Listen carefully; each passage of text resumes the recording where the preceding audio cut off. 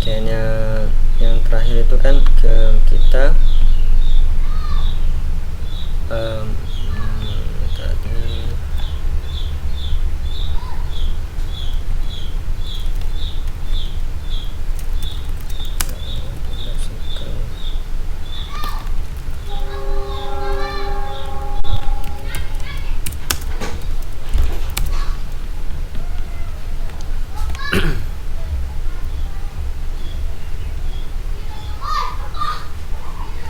Oke, kita akan melakukan coba memahami lebih dalam tentang komponen life cycle-nya ini di dalam React Native. Jadi kalau di React Native itu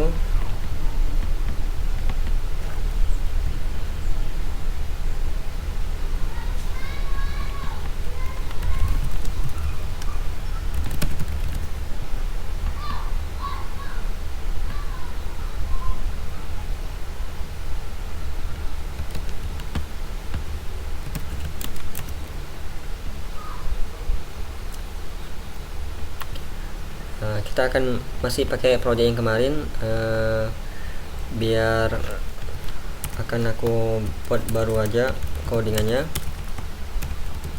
biar nggak terlalu ramai karena kita fokus ke bagian life cycle nya nanti. Ini aku pakai kelas saja, mode kelas custom dari React komponen.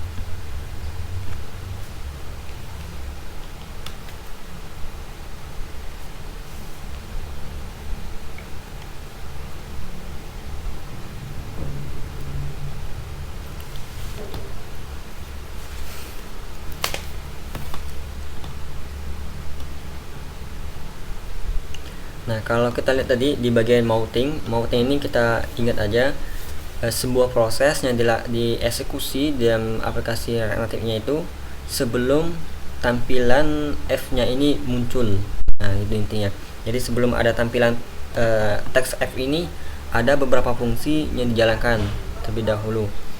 Nah, kalau kita lihat di sini, yang pertama itu di sini ada katanya konstruktor. Nah, berarti kita dari kemarin udah menggunakan sebuah metode atau function konstruktor seperti ini. Jadi kalau teman-teman nanti nonton tutorial lain itu dengan kata metode seperti itu sebuah function yang memang dibuat bawaan dari React-nya di React sini, itu yang udah disediakan.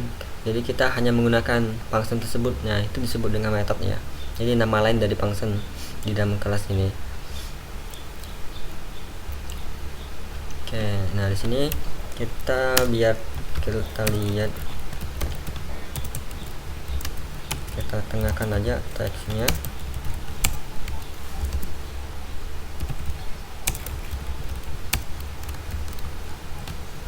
Oke, nah itu kan jadi sebelum teks F ini nampil itu ada beberapa proses yang dieksekusi. Ya, yang pertama itu konstruktor ya. Tadi ini life cycle ya, kita tulis life cycle.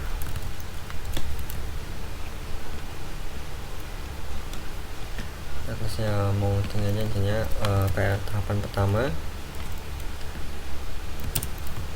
Nah, ini tahapan pertama yaitu yang pertama tadi adanya konstruktornya.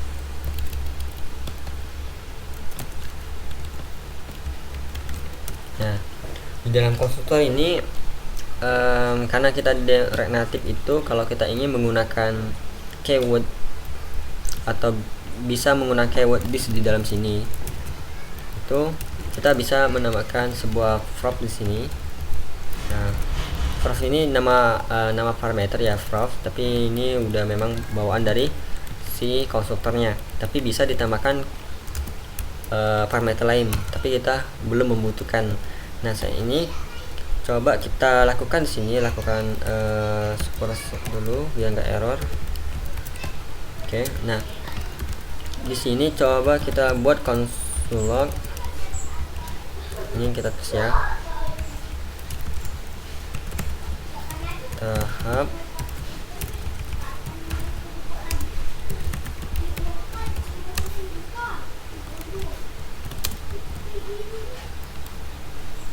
Nah, kalau kita lihat di sini ada tulisan tahap 1 mounting. Udah, oke. Terus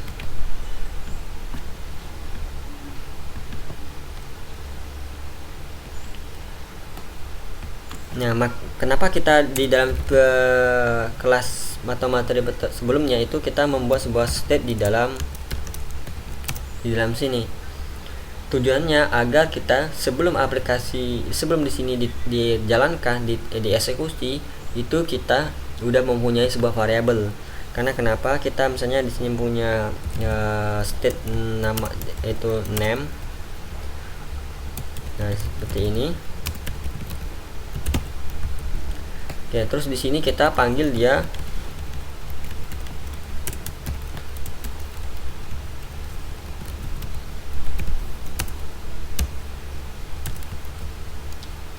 dia akan menampilkan.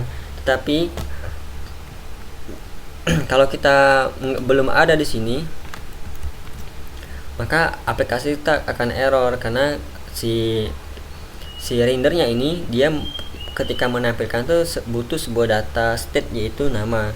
Makanya kita membuat state-nya itu di dalam konstruktor, karena si konstruktor ini dia itu dijalankan pertama kali dieksekusi ketika aplikasi kita akan dibuka atau akan dijalankan.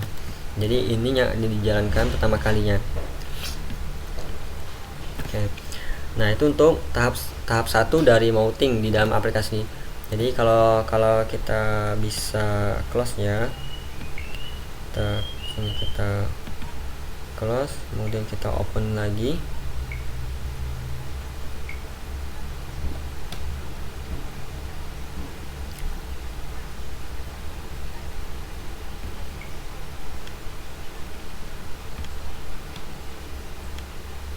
Oke, kita tunggu. Nah, dia akan merunning sebuah app kita ke dalam aplikasi handphone ini, dan dia akan baru menjalankan tahap 1.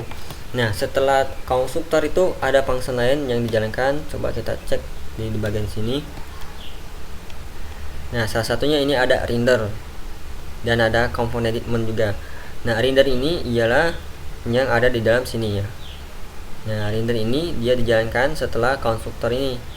Coba kita di sini tadi itu ada method baru yaitu component.mount. Kalau component.mount ini kita cek dia itu dijalankan setelah apa gitu ya. Setelah konstruktor atau setelah render. Nah, kita coba di sini buat sebuah konsol aja untuk pengecekannya. Nah, kita tulis aja nama di sini, copy aja sini. Nah, kemudian di sini kita coba buat konsol juga di dalam rendernya. Nah, dalam render ini kita buat konsol di sebelum return-nya. Nah, di sini kita tuliskan render. Nah, tujuan kita apa? Kita mau mengetahui setelah konstruktor dieksekusi yang setelahnya itu siapa function apa yang akan dijalankan. Apakah sebuah component.mount ini atau dia langsung ke rendernya dijalankan. Oke, kita coba save di sini. Oke, yang terjadi ialah kita akan secara life cycle-nya, secara urutan eksekusinya, yaitu pertama konstruktor dulu dieksekusi. Setelah konstruktor yang dieksekusi, baru nanti komponen ditmount-nya yang akan dijalankan. Maksudnya si rendernya dulu, si rendernya dulu dijalankan, karena di sini kan rendernya, kemudian baru convert edit mode. Nah, sedangkan secara strukturnya itu kan kode convert edit mode ini di atas dari render ya. Nah, karena secara basicnya itu dapat pemrogram itu menjalankan kodenya itu secara berurutan. Tapi karena si component edit mode ini termasuk dari life cycle-nya React Native, dia itu udah di set akan jalan setelah render. Nah, jadi dia akan jalan setelah render. Nah, itu tahapannya komponen. Jadi di sini bisa kita kasih keterangan aja nih, berarti ini tahap ketiga ya. Oke, kemudian di sini kasih tahapan kedua. Nah, di situ udah urutannya, mountingnya sama render dan component edit mode. Nah, biasanya si konstruktor di sini tugas konstruktor ini biasanya kita tugaskan hanya untuk generate sebuah data state seperti ini. Nah, dia karena dia hanya menampung tugasnya itu aja biasanya. Dan mungkin bisa juga membuat halnya lain kayak membuat function dalam sini itu, tapi itu akan mempengaruhi dari kinerja aplikasi kita, itu akan terasa agak lama nantinya. Oke, nah setelah itu nanti ada nampil render. Nah, di sini itu komponen edit mode.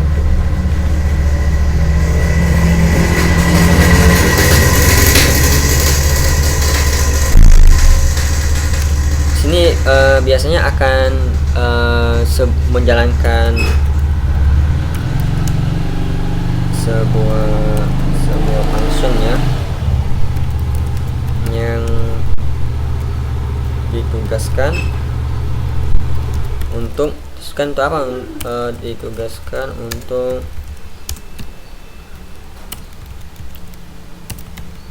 handle pengambilan get data, pengambilan data, kemudian juga nanti fungsinya itu mengatur.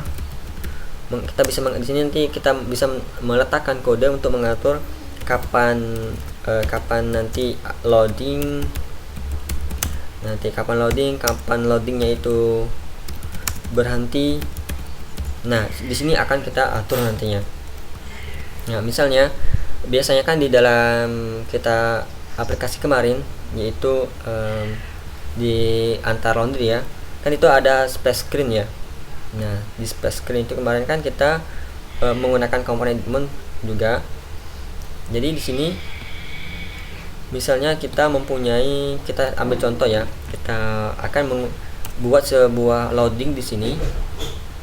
Nah, kita buat loading, kita menggunakan komponen activity indicator, dan di sini kita akan membuat panggil di sini komponen activity indikatornya kita panggil. Saat ini kita cuman kasih setnya, kemudian colornya mungkin kita kasih merah aja dulu. Nah, seperti itu. Nah, kita pengen mengatur loading ini karena tertentu dan mati juga karena tertentu ya, atau stop juga karena tertentu. Kita karena ini tertentu apa itu, kita berdasarkan coba state ya. Kita misalnya kita buat is loading seperti ini. Ini kita ibaratkan apakah dia loading. Nah, kita kasih nilai boolean, bisa kita kasih true dulu. Kalau true berarti kita akan buat dia loading, kalau false nanti kita akan buat menjadi stop loadingnya. Oke, kita awalnya itu kita buat true biar dia loading terlebih dahulu, baru kita stop. Nah, caranya bagaimana? Kita di sini kasih kurung per hour. Kita menerapkan operator ternary ya. Nah, operator ternary versi singkat dari if else. Nah, caranya kita panggil dulu variabel state-nya tadi. Kan kita panggil this state, kita is loading. Nah, di is loading ini kan kita cek pakai operator berbandingan apakah dia itu sama dengan true seperti ini. Apakah dia sama dengan true? Nah, kita kasih tanda tanya ini sama seperti if-nya. Oke, di sini kita kasih kalau dia true itu mau jalankan apa. Nah, kita akan menjalankan sebuah ini sebuah komponen activity indicator seperti ini. Nah, kita buat else-nya. Else-nya itu di sini karena di operator NAND itu pakai titik 2 seperti ini. Nah, di dalam else-nya ini kita akan menjalankan apa? Misalkan kita akan menghilangkan si loadingnya ini, dia akan dihilangkan dari tampilan F-nya kita ini. Oke, kita coba simpan di sini. Nah, saat ini masih loading ya, karena state dari is loading itu masih bernilai true. Kalau kita coba di sini pakai false, ganti pakai false, dia akan hilang seperti itu. Berarti kode yang kita tulis di sini itu udah berfungsi dengan baik. Tinggal kita mengatur is loading ini kapan dia berganti menjadi sebuah nilai boolean false. Nah, kita pengen coba pakai life cycle-nya dari alternatif yaitu component mount. Jadi kan setelah variabel state-nya dibuat, baru kita nanti dia akan diapakan. Di sini kita menggunakan set timeout misalnya, bawaan dari natifnya, metodenya, function-nya. Di sini kita pakai 3000. Nah, 3000 ini ialah 3000 millisecond, berarti itu mengartikan ini 3 detik. Nah, dalam sini kita akan mengapakan? Kita akan merubah nilai dari menggunakan set state, merubah menjadi nilai dari is loading itu yang awalnya itu menilai nilai true, kita akan berganti menjadi nilai false. Nah, kalau kita simpan di sini, kita tunggu. Nah, maka si loadingnya itu udah berhenti atau udah menghilang dari tampilan apps-nya ini. Nah, di sini salah satu fungsi dari life cycle-nya. Kita mengatur sebuah trigger tertentu, contohnya is loading, dia akan diset ketika udah 3 detik nampil loadingnya di sini, dia dimatikan dengan cara mengubah nilainya itu is loadingnya itu menjadi nilai false. Nah, itu salah satu contoh dari penggunaan dari life cycle dari komponen mount. Nah, di sini juga kita akan melakukan handle di sini. Jadi kita nanti akan sebelum ada data, kita akan menampilkan loading dulu. Nanti kalau ada datanya itu baru tampilkan datanya ya. Oke.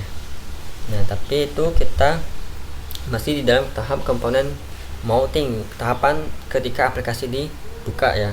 Nah, terus ada tahapan yang kedua yaitu updating. Nah, update sesuai dengan namanya yaitu ya update, berarti aplikasi ini fungsi tahapan ini ialah aplikasinya itu udah dibuka dan udah nampil semua tampilannya. Nah, ketika ada sesuatu yang terupdate, dia akan menjalankan sesuatu fungsi. Nah, di sini cukup banyak yang dalam kasus ini yang sering kepakai itu berarti di bagian render sama komponen did update seperti ini. Nah, contohnya misal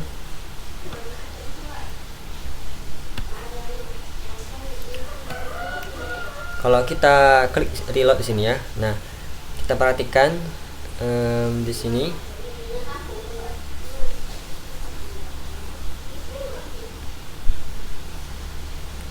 kita kasih. Nah, tadi kan ketika si aplikasi nampil dan sini juga ada perubahan state di sini. Perubahan state. Di sini kan nampil lagi nih yang pertama 1 2 3 di sini nampil. Nah, ketika state-nya berubah, itu rendernya itu akan menjalankan lagi view-nya, perubahannya. Nah, maka di sini nampil lagi rendernya. Nah, tapi ada satu lagi function komponen did update seperti ini. Nah, komponen did update kita bisa jalankan konsol komponen did update seperti ini. Kalau kita save, dia reload. Nah, saat ini udah ada dua. Ketika ada perubahan di dalam sini, perubahan itu apa? Ialah perubahan nilai dari is loading ini ya, yang awalnya itu menjadi false. Nah, dia akan menjalankan ulang yaitu bagian life cycle-nya itu render sama komponen did update seperti ini. Cirinya itu yaitu di sini nampil lagi di konsolnya tahap 2 render, dan sini juga nampil komponen did update. Oke, nah di sini salah satunya. Jadi komponen di update Nah, kalau komponen arm mounting ini ketika sesuatu yang menghilang dari sini baru dia dijalankan. Tapi itu kita skip karena jarang sekali kepake di sini. Nah, untuk handling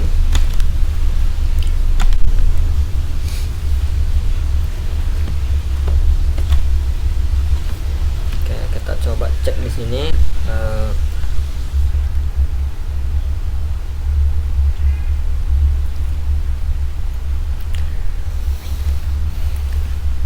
Di bagian error handling ini ialah itu untuk menghandle ketika ada error di aplikasi kita.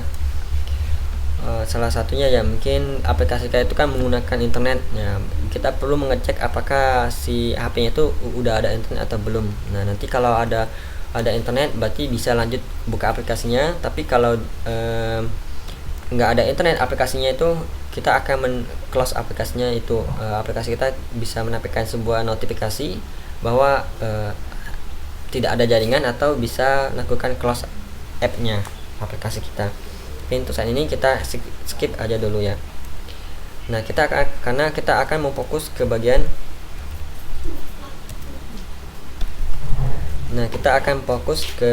bagian konstruktor sama komponen did mount dan did update ya, komponen did update dengan cara memanfaatkan ini komponen did update ya. Nah, karena kita ingin materinya itu integrasi sama APA. Nah, sebelum kita pakai APA beneran, kita menggunakan fake store APA ya. Jadi ini APA yang tiruan atau versi palsunya ya, tapi kita bisa gunain. Yang penting kita bisa mengetahui bagaimana cara pengambilannya dan bagaimana cara melakukan create datanya. Nah, itu kita fokus di sana dulu. Kalau udah paham codingannya, bentuknya seperti apa, baru nanti kita akan coba real APA-nya nanti. Oke, masih aman ya untuk share screen-nya. Oke, yang pertama teman-teman bisa akses ini fake store APA ini karena kita pakai ini aja dulu. Coba aku search di sini. Nah, nanti bisa sambil dibuka kita bisa read docs-nya aja, kita baca dulu dokumentasinya. Kalau di sini kan source code dari ini, berarti kita nggak pakai. Kalau teman mau lihat juga boleh. Nah, di sini kasusnya fake store APA ini yaitu di ruang lingkup toko online ya. Jadi kita memiliki sebuah APA yaitu produk. Nanti juga ada kategori dan kita di sini juga bisa mengambil semua list kategori dan menambahkan produk, mengupdate produk dan mendelete produk. Nah, ini gambaran kalau teman-teman nanti kerja dengan APA ya. Nah, APA ini siapa yang buat ya? Kalau biasanya itu seseorang yang disebut dengan backend-nya. Ya, backend developer. Kalau teman-teman saat ini belajar itu Android developer.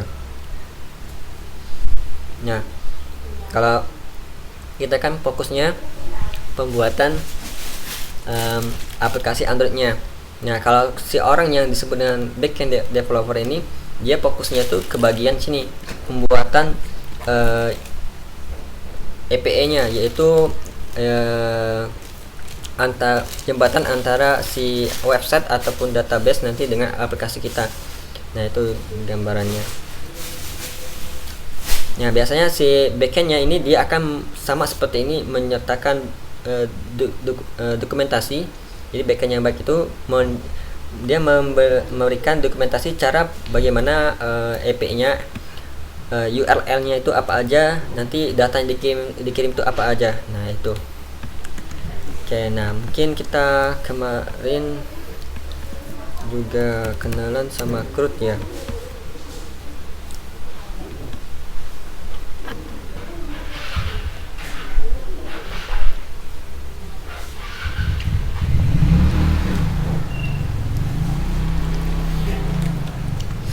Oke, nah kita mulai mungkin dari read dulu ya, karena kita agar lebih mudah ya, kita read itu berarti bisa melihat datanya dan mengambil, berarti mengambil data ya, bisa mencari data. Nah, di dalam EPE, kalau teman-teman belum tahu juga EPE itu apa,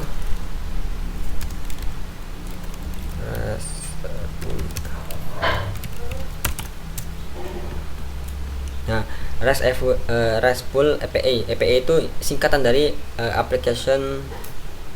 Ntar ya, kok aku jadi lupa.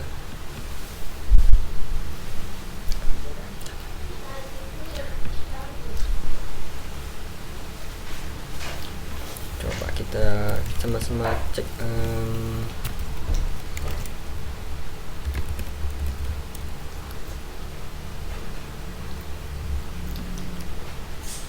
Kalau bahasa Inggrisnya antarmuka program aplikasi, berarti bahasa Inggrisnya application program interface ya, misalnya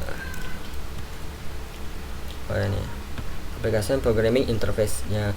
Fungsinya yaitu interface kan tampilan ya, antarmuka ya. Jadi ini sebagai media jembatan antara siapa, antara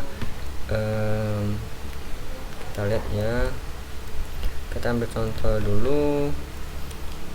Jadi di dalam ruang lingkup pengembangan aplikasi itu nanti kan ada developer di sini, developernya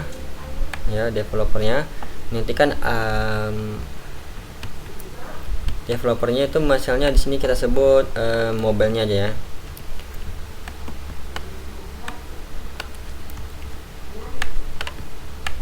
Nah, di bagian F-nya, F ini singkatan dari for N itu ya, yang saat ini teman-teman pelajarin, yaitu orang yang bertugas untuk membuat tampilan baik itu website ataupun mobile. Nah, kemudian di sini nanti ada shaper. Kalau teman-teman sering dengar ya shaper kayak di shaper yang data yang ada di dalam aplikasi ya. Mungkin teman-teman juga sering dengar shaper down, shaper Google Down kayak gitu. Nah, itu disebut shaper ya. Nah, nanti antara shaper ini dengan aplikasi kita kan, di shaper ini kan banyak nanti bagian database-nya, nanti juga ada mungkin ada security-nya, sistem keamanan dari aplikasi kita, atau juga nanti sepertinya ya, ini mungkin ini aja dulu kita bahas ya, karena terlalu jauh. Yang pasti minimal tuh database-nya, tempat penyimpanan data aplikasi kita. Nah, agar shaper dan aplikasi kita nanti terhubung, itu mempunyai sesuatu jembatan perlunya, atau antara jalan tertentu ya. Nah, itu disebut dengan API. Ya, singkatan dari application programming interface ya. API ya. Nah, di API ini nanti itu ada orang yang buatnya. Nah, disebut dengan backend. Backend itu biasa disebut dengan disingkat BA seperti ini, backend. Dan juga sini for N biasa disingkat dengan FA seperti ini. Nah, bahasa digunakan sini kan banyak juga nih, kayak React Native saat ini. Nah, di sini juga banyak JavaScript juga bisa, tapi dia nanti pakai Node.js nanti. Bisa juga di sini Golang. Nah, bisa juga kalau teman-teman yang familiar juga PHP. Nah, PHP itu nanti pakai framework Laravel atau enggak CI. Nah, di sini banyak intinya orang yang membuat backendnya. Nah, ranah saat ini teman-teman itu di mana? Teman-teman tuh saat itu ranahnya di sini.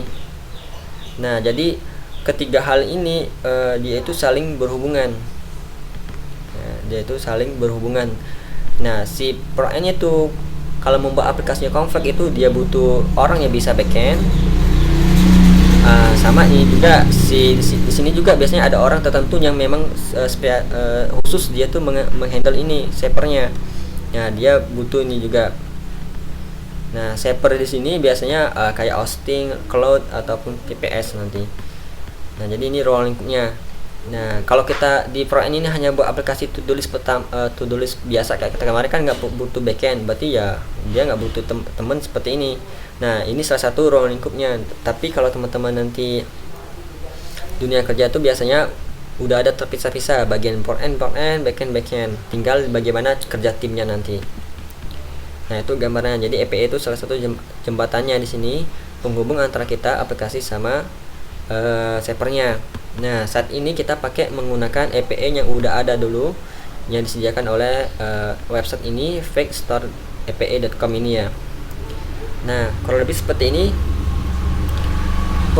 format pertukaran datanya. Format pertukaran datanya itu ialah sebuah JSON formatnya.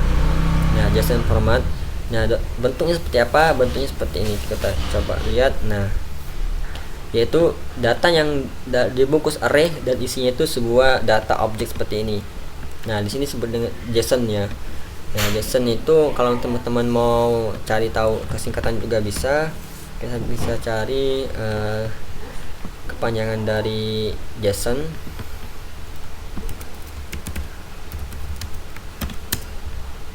Nah, JSON JavaScript Object Notation ya, merupakan suatu format yang digunakan untuk menyimpan data, membaca, dan serta menukar informasi antara website server dengan yang dapat dibaca oleh para pengguna. Nah, nanti kan pertukaran data seperti ini kayak tadi. Nah, data kita kan seperti ini. Dari kemarin kan kita juga udah kenal ini ya, karena tapi kemarin kita itu buat manual sendiri. Nah, saat ini datanya itu kita ambil dari server, dari website lain seperti itu, atau dari sumber database. Oke. Nah, di dalam REST API ini kalau teman-teman lihat di sini kan ada URL-nya ini. Nah, URL ini di dalam konteks API atau RESTful API itu disebut dengan endpoint. Nah, disebut dengan endpoint. Tapi teman-teman nggak terlalu pikirkan dulu ngapalin istilahnya, yang penting tahu ini URL-nya. Kalau kita cek di sini, kita copy, kita cek di browser.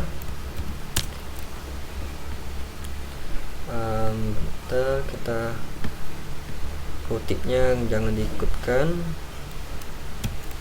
Nah, kita coba ya. Oke. Nah, kalau kita akses link ini, dia akan menampilkan sebuah data JSON. Nah, ini bentuk data JSON-nya, sebuah data array, dan dia itu dibungkus dengan objek. Seperti ini konsepnya itu sama kayak kita kemarin belajar to do list, tapi to do list-nya kemarin kita buat itu kita buat sendiri data JSON-nya, datanya array-nya itu. Tapi ini datanya itu dari website lain kita ambil. Nah, saat ini kita akan mengambil data ini dulu nih. Mengambil data ini kita masukin ke aplikasi React Native kita ini. Kita perlu cari tahu caranya. Yang pertama kita bisa membuat dulu function, misalnya function kita buat get data product seperti ini.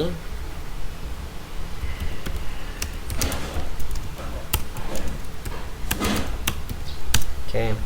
Kita get data product, kemudian kalau kita teman-teman dari tadi lihat ya, di sini ada fetch ya. Nah, fetch ini sebuah function yang disediakan oleh React Native-nya atau JavaScript-nya ini, React-nya ini untuk difungsikan sebagai memang tugasnya untuk mengeksekusi sebuah endpoint atau sebuah URL untuk mengambil datanya. Nah, caranya kita cukup panggil aja seperti ini, fetch. Nah, ini nggak perlu melakukan import apapun, kita bisa langsung gunakan asalkan kita dalam project React Native kita ya. Nah, di sini kita butuh sebuah value untuk parameter pertamanya, endpoint-nya apa ataupun URL-nya apa. Kita copy aja dulu ini. Oke, kita copy.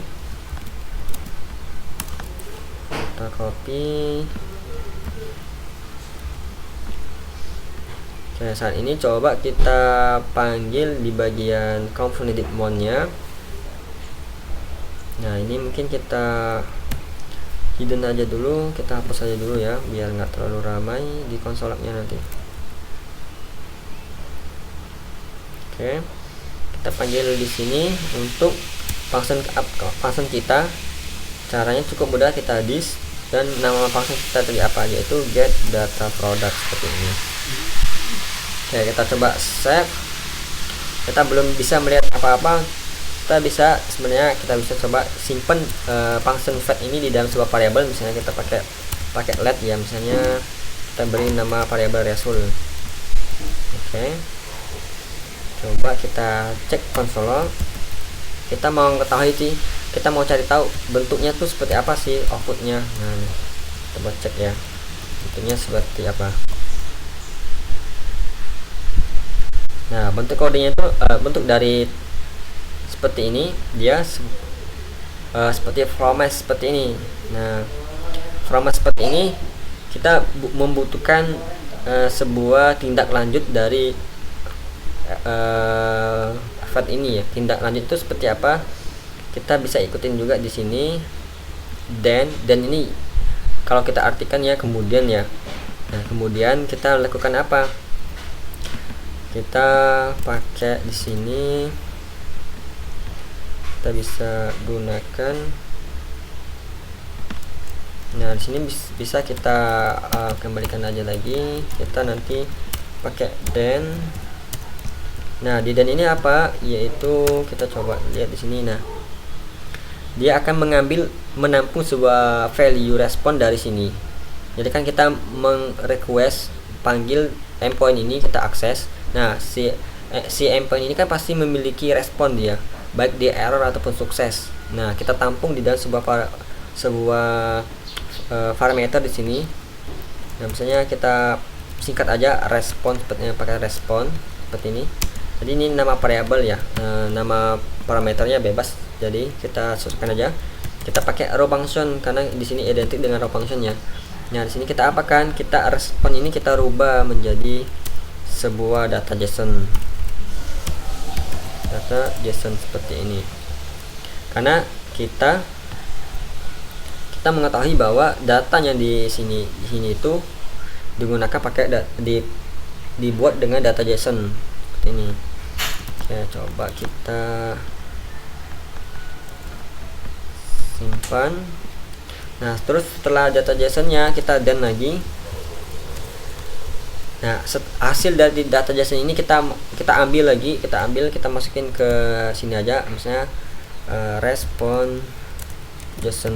Jadi namanya bebas ya. Jadi ini aku ngasih nama biar teman-teman tahu alurnya. Jadi setelah kita jalankan ini, dia si URL ini memberikan respon, memberikan balasan, baik itu sukses ataupun error ya.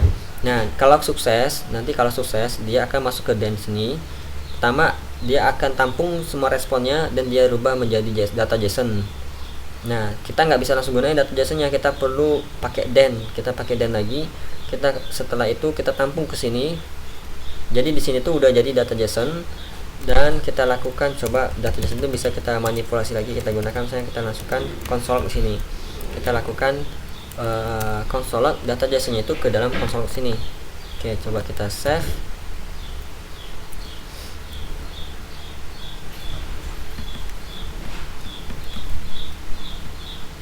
Oke. Nah, di dalam sini kita masih belum bisa melihatnya. Kenapa? Kita perlu menambahkan sebuah di sini istilahnya itu. Nah, kita tambahkan dulu keywordnya, nanti kita jelaskan. Asing seperti ini dan kita tambahkan await seperti ini.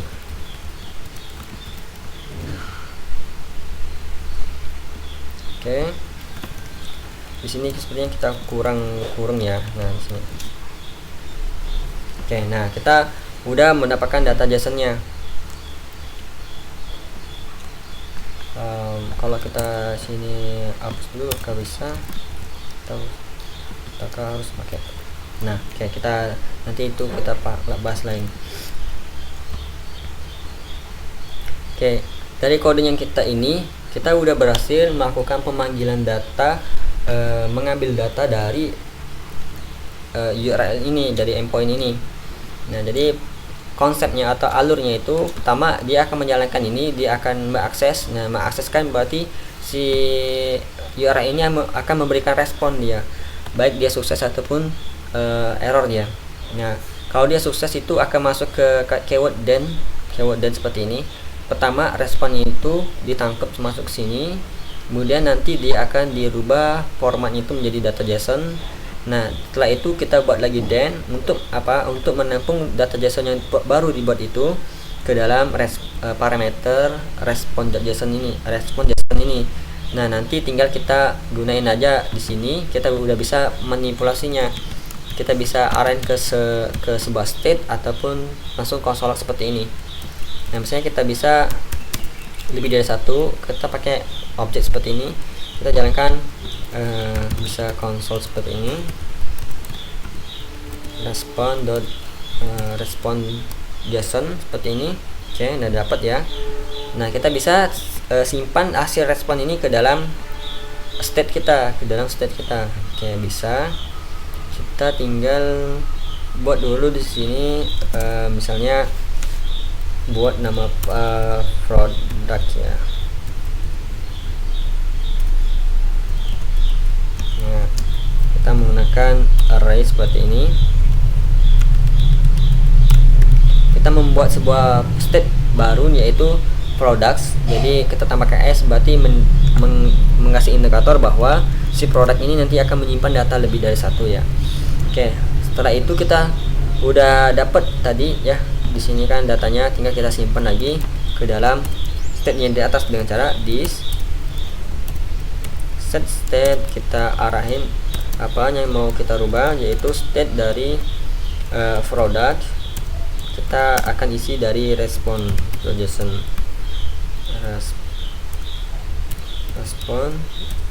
seperti ini.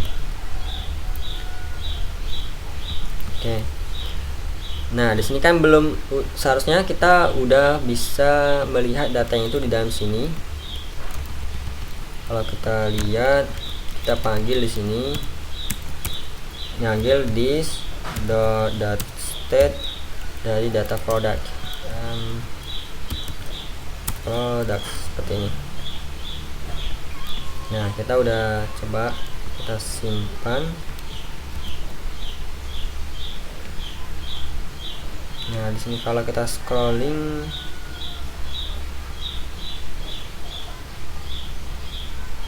ini datanya cukup banyak. Coba kita cari, bisa di limit.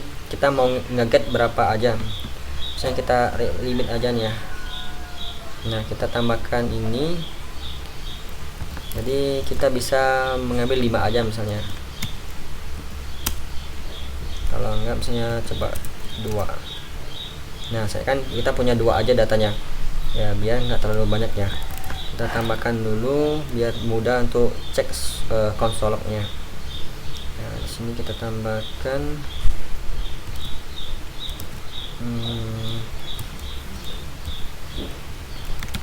aja. Oke, kita sekarang responnya itu hanya 2 aja dulu, kita limit, kita batasin. Nah, sekarang itu udah ada 2. Nah, ini awalnya. Nah, di sini kan render pertama dia kosong. Setelah itu, setelah dieksekusi function dari get data produknya, dia baru berisi lagi. Nah, di sini kita bisa integrasikan dengan activity ini, activity indikator ini. Kita ibaratkan kita loading dulu, baru kita tampilkan datanya. Nah, di sini kita bisa ganti fast saja. Ya, kita ganti fast, dia hilang. Nah, kita aktifkan ketika apa? Loadingnya itu kita aktifkan ketika function ini kita diakses. Misalnya kita ubah dulu this set state is loadingnya kita buat jadi true. Ya, kita simpan, maka dia langsung true ya, karena si function ini udah diakses ya, udah jalankan oleh component deployment-nya. Terus kalau udah sukses dapat datanya, kita matikan loadingnya dengan cara apa? Tinggal kita tambahkan di sini koma is loading, kita kasih false.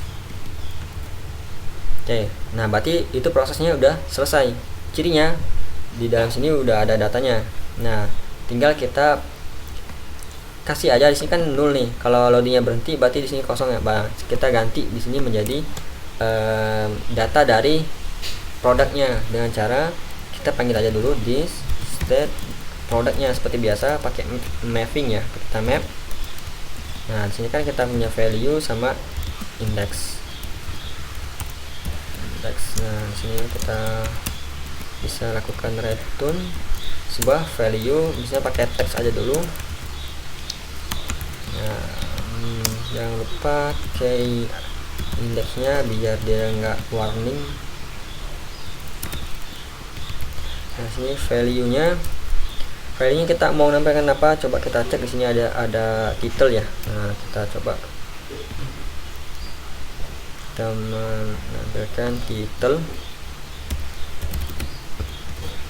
Oke, kita coba saving, dia loading, tadi loading dan dia berhenti.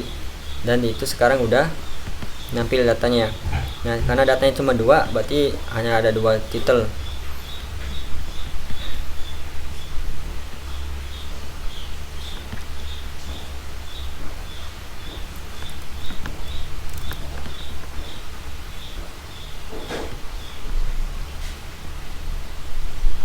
Nah, dia karena ada 2 title yang coba misalnya kita kasih styling margin.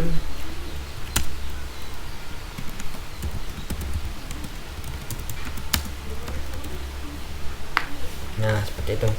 Nah, kalau limitnya kita ganti, misalnya limitnya kita ganti jadi 10, maka data sekarang kita nge-get data 10 aja dan titelnya itu udah ditampilkan. Nah, kalau teman-teman lihat ini gambaran aplikasi itu udah dapat ya. Jadi dia loading dulu jadi selama loading itu berarti dia masih nge-get datanya. Nah, kalau udah loading, udah selesai dapat datanya, baru dia lakukan tampilan datanya. Nah, sekarang itu kalau dia sukses, bagaimana kalau datanya kosong ya? Misalnya kita bisa nggak di sini ya kasih limit itu cuman hanya data 0, berarti kita coba bisa nggak di dalam paket ini kalau dia kasih 0, apakah datanya kosong? Dia akan menampilkan data semua.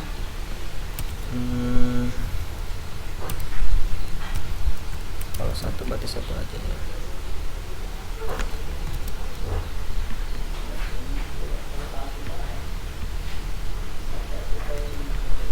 Oke, mungkin kita coba dia kalau error ya. Kalau error bagaimana? Misalnya kita cari tes di sini ya. Kan di sini produk kita cari P, kita tambahkan P-nya 2 ya. Berarti kan ini error ya nih. Ini endpoint-nya itu tidak ada. Berarti coba kita tes di dalam aplikasi kita itu apa yang terjadi kalau si endpoint ini dia error ya. Kita coba ya tes.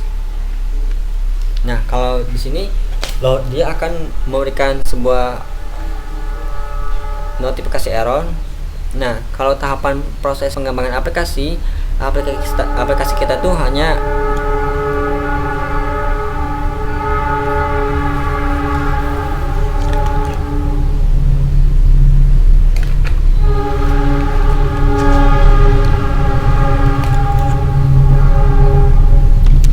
tadi ada super lewat ya. Nah, sekarang kita coba lihat kalau kita endpoint-nya itu error, berarti aplikasi itu otomatis dia akan tidak berhenti error. Kenapa? Karena kita di sini baru ngeset ketika dia sukses saja dan sini. Nah, dia akan menjadi false dan di sini di konsol itu akan memberikan seperti sintak error seperti ini ya. Nah, kalau aplikasi ini udah rilis, pasti aplikasi itu akan close sendiri, akan keluar sendiri. Nah, kita perlu melakukan handling atau mengatasi hal itu. Di sini kita bisa menambahkan yaitu titik.get seperti ini. Nah, kalau then itu untuk suksesnya, kalau get ini untuk ketika ada errornya. Oke. Nah, di sini tinggal kita kasih aja parameter error seperti ini. Nah, ini untuk penamaan aja bisa disingkat seperti ini. Nah, kalau di error itu akan menghasilkan sebuah, kita coba bisa langsung konsol seperti ini. Error, kita cek error itu seperti apa. Nah, katanya error itu ini intinya ya ada error internal dari framework kita ini. Nah, infonya ini ya. Jadi kita di sini perlu melakukan seperti ini, kita akan ketika terjadi error kita akan berhentikan dulu loadingnya. Nah, dengan cara is loadingnya kita kasih nilai false lagi. Oke, kita kasih false. Nah, sekarang udah false ya, tapi aplikasi kita kan error, nggak ada datanya ya. Nah, karena dia nggak berhasil mengambil datanya, terus kita kasih notifikasi, misalnya terjadi apa, misalnya bisa pakai alert seperti ini. Misalnya biasanya kan terjadi kesalahan get data produk seperti ini. Oke, terjadi kesalahan get data produk. Nah, kalau mau lebih cantik lagi kita bisa menggunakan komponen namanya Toshiba, tos Android seperti ini. Kita bisa ganti di sini pakai tos Android titik show. Oke, nah di sini kita tambahkan parameter keduanya, nilai keduanya itu durasinya mau berapa, yaitu tinggal tos kita pilih yang singkat aja. Kita replace, dia akan menampilkan seperti ini nampil. Oke. Nah, itu untuk mengatasi ketika ada error ya di dalam sini. Nah, kita belum mengecek ya ketika si endpoint ini nggak ada datanya. Kebetulan di dalam sini itu nggak ada endpoint untuk mengecek datanya kosong ya. Coba kita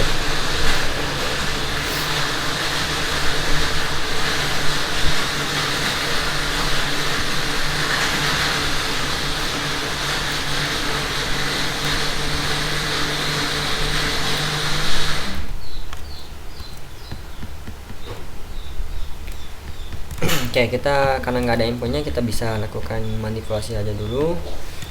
Kita akan cek si datanya ini, respon ini kita akan melakukan cek kondisi dulu dengan cara pakai if seperti ini. Nah, kita respon, kita dot length ya.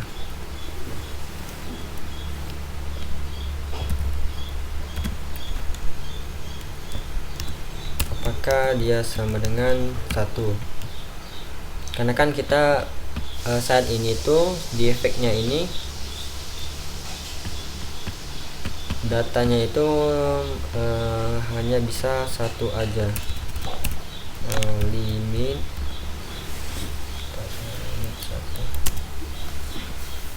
1. Nah, kita akan kasih kondisi ketika datanya itu hanya 1, kita ibaratkan ini datanya kosong ya. Terus kalau lebih dari 1 kita ibaratkan datanya itu ada. Nah, berarti kita cek di sini respon JSON.length sama dengan 1. Apakah kita mengecek banyak data di dalam respon ini? Nah, kalau dia itu lebih sama dengan 1, berarti kita akan ganti nilainya itu. Kita akan lakukan console aja dulu. Console data produk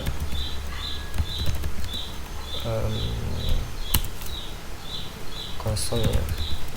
Oke, else kita ganti, kita tambahkan else. Nah, seperti ini. Jika di sini datanya itu anggap 1, berarti itu kita anggap datanya kosong. Berarti kalau lebih dari 1 kita anggap datanya itu ada ya. Nah, sekarang kita limitnya itu coba kita ganti menjadi sepertinya kita cek dulu ya. Coba kita cek di konsol di sini. Respon JSON.length apakah dia bisa?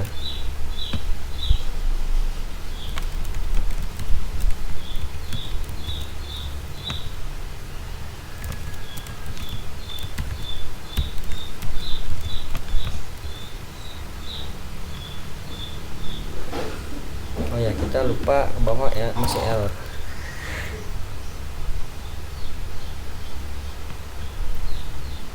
Oke.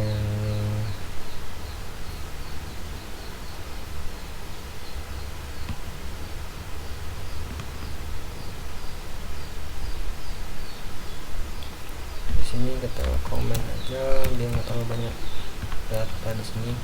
Nah, responnya itu lengthnya tuh ada 10 data, berarti udah benar, berarti kita bisa ganti limitnya sekarang menjadi 1.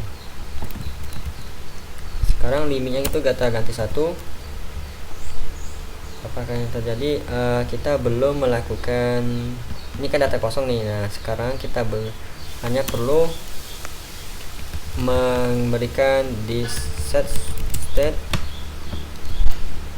is loading itu menjadi false. Oke.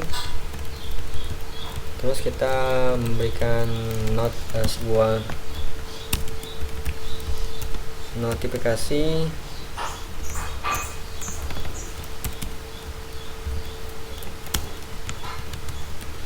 kalau datanya itu kosong,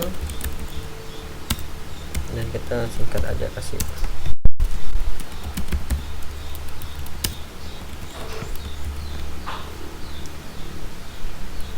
data kosong ya. Nah, sekarang kita udah bisa handle ya, ketika datanya nanti kosong, maka datanya itu kita anggap kita akan memberikan sebuah tulisan tertentu di sini bahwa menunjukkan datanya kosong ya. Nah, caranya kita balik ke sini. Nah, di sini sebelum kita mapping, kita cek dulu sininya, kita cek dulu dot length sama dengan 0. Seperti ini, kita tinggal kasih teks data produk tidak ada. Nah, sini tinggal else. Jadi sini akan mengecekkan double. Pertama, cek loadingnya itu true nggak. Kalau true, masukkan sini, tapi kalau false, jalankan ini. Nah, di sini tuh dicek lagi apakah dia itu kosong. Kalau kosong, dia taruh di sini, jalankan ini. Tapi kalau ini tidak kosong, nah, dia akan menjalankan render datanya. Nah, sekarang udah bisa ya, itu data nampil, data produknya kosong kan. Kalau kita kasih install aja dulu.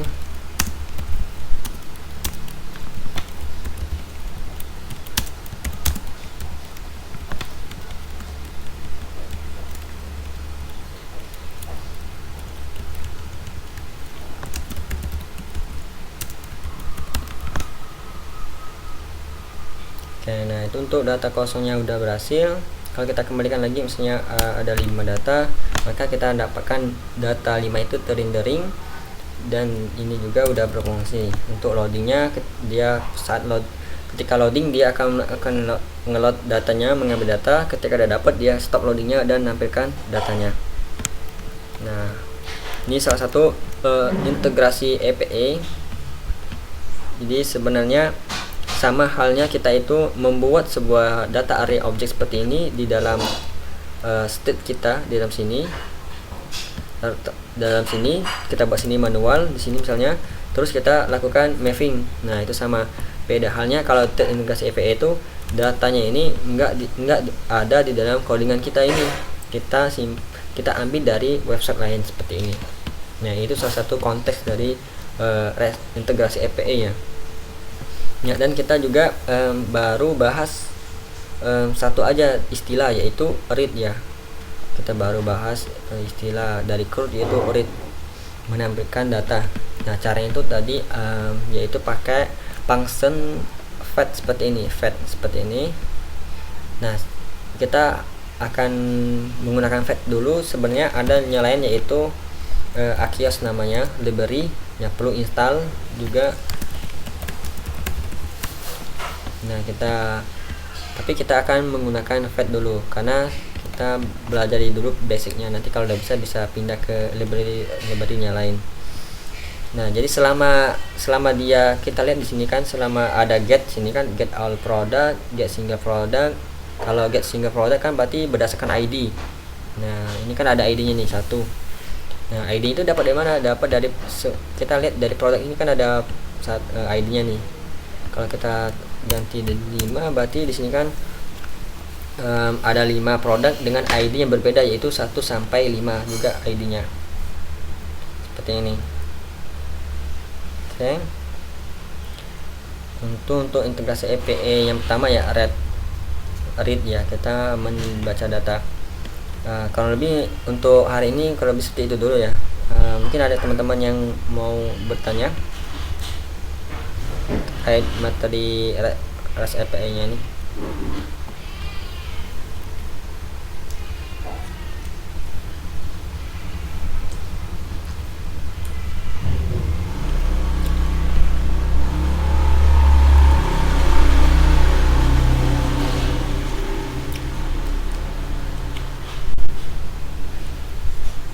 Ini kan kenapa dia nggak kosong?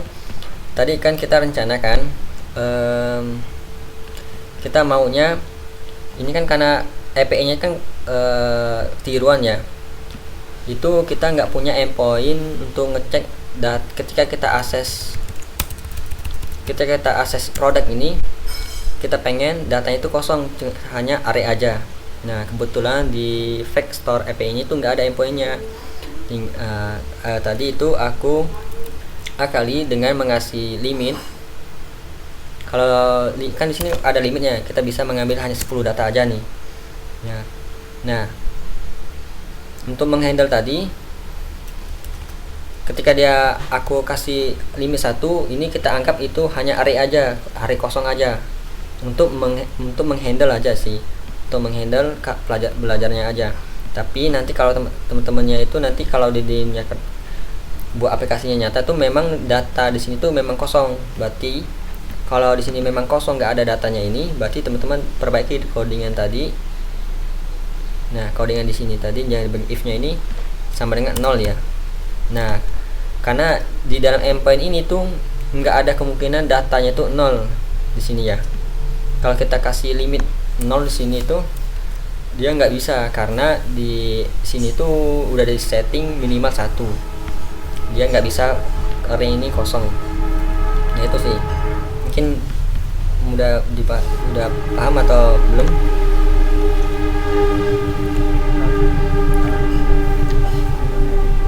Bisa aja 0 apa minimal 1? Boleh diulangi gimana? Berarti di kasus realnya itu nanti kemungkinan 0 tuh pasti ada juga Nas. Kemungkinan satunya itu? Enggak, kemungkinan 0. Ya kemungkinan itu pasti ada, karena kan kalau di real API itu nanti data kosong ya, benar-benar datanya kosong, nanti nggak ada data satu sama sekali. Tapi dibuat 1 ini karena contoh aja gitu Mas. Benar-benar hanya contoh aja. Kalau realnya itu misalnya 0, berarti limitnya itu misalnya sama dengan 0 gitu. Iya benar-benar kayak gitu. Ini hanya contoh aja biar bisa menerapkan di sini tadi ya.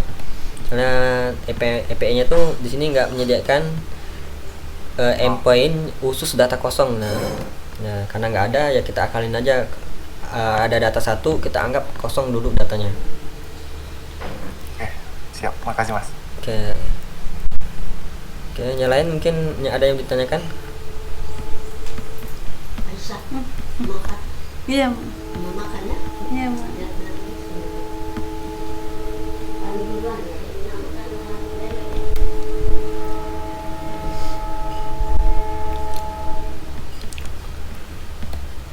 Oke, mungkin kalau teman-temannya lain nggak ada, mungkin kita cukupkan dulu ya kelas pagi hari ini. Kita besok ada pertemuan lagi ya, hari Rabu jam sama jam 9. Kita akan coba bahas yang API lain. Nah mungkin teman-teman bisa di rumah dicoba ya masing-masing, untuk get-nya aja. Ini kan ada get all, get, pokoknya ada tulisan get ya. Ini get kategoris. Nah nih tinggal di formatnya itu sama kayaknya tadi. Nih formatnya itu sama kayak gini, cuman nanti ganti endpointnya aja. Nah di sini nanti tinggal teman-teman olah datanya itu, datanya olah, mau kalau sukses mau disimpan kemana, ke stack apa, loadingnya itu mau diaktifkan kapan, di nonaktifkan kapan. Nah ini kan ini diaktifkan ketika prosesnya itu sukses, maka di nonaktifkan lagi loadingnya, dan kalau datanya kosong juga diaktifkan lagi datanya, dan kalau ada error juga, error itu di bagian cat ini datanya loading itu diaktifkan lagi. Nah nanti jangan sampai di aplikasi kita tuh ada bug, aplikasinya itu nggak berhasil ngambil data tapi masih loading. Nah nanti teman-teman bisa coba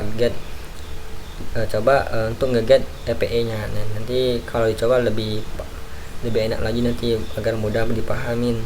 Nah besok kita coba istilah lain, yaitu mungkin kita bisa mulai dari add product nanti. Nah add product itu seperti apa? Nah oke, seperti itu. Kalau nggak ada yang ditanyakan lagi, mungkin kita cukupkan dulu kelas pagi hari ini. Assalamualaikum warahmatullahi wabarakatuh.